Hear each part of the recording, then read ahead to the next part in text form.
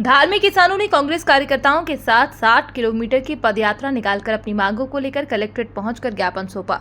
पूर्व जिला पंचायत अध्यक्ष मनोज गौतम, जिला पंचायत सदस्य अशोक डावर और युवक कांग्रेस के चेतन सिंह राठौर के नेतृत्व में किसानों ने फसलों की खरीदी, बीमा राशि भुगतान और जंगली जानवरों से हो रहे नुकसान को लेकर सरकार से कार्यवाही की मांग की है। किसानों ने चेतावनी दी है, अगर जल्द समस्याओं का समाधान नहीं हुआ तो उग्र आंदोलन किया जाएगा। गंभीर विषय को लेकर हम लोगों ने ज्ञापन दिया है। जब से केंद्र में नरेंद्र मोदी की सरकार बनी है और प्रदेश में भारतीय जनता पार्टी की सरकार बनी है, तब से लेकर अभी तक किसान विरोधी सारी नीतियां बनाई गई हैं।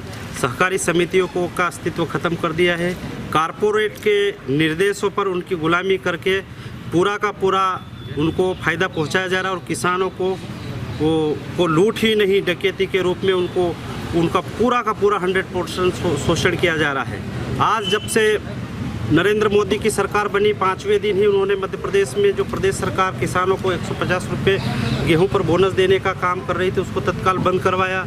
उसके बाद में जो पहला अधिनियम और कानून बनाया 2014 का भूमि अधिग्रहण कानून, वो किसानों की मर्जी के बिना, उनकी सहमति के बिना, उनके कोर्ट में भी वो जाके उसको चुनौती नहीं दे सकते, ऐसा कानून बनाकर किसानों की ज़मीन हड़पने का काम किया जा रहा है। और वर्तमान में जो भवंतर नामक योजना है, ये बिल्कुल ही लूट और छलावा के रूप में है, भटकांतर योजना जिसको हम कह सकते हैं। और निश्चित रूप से पूरे प्रदेश और देश के किसान इसका विरोध कर रहे हैं। आज जब आप बोलते हैं कि एक देश एक विधान, आप वहाँ पर गुजरात में समर्थन मूल्य में खरीदी कर रहे हो और मध्य प्रदेश में भावांतर दे रहे हो, ये किस प्रकार का आपका निर्णय है?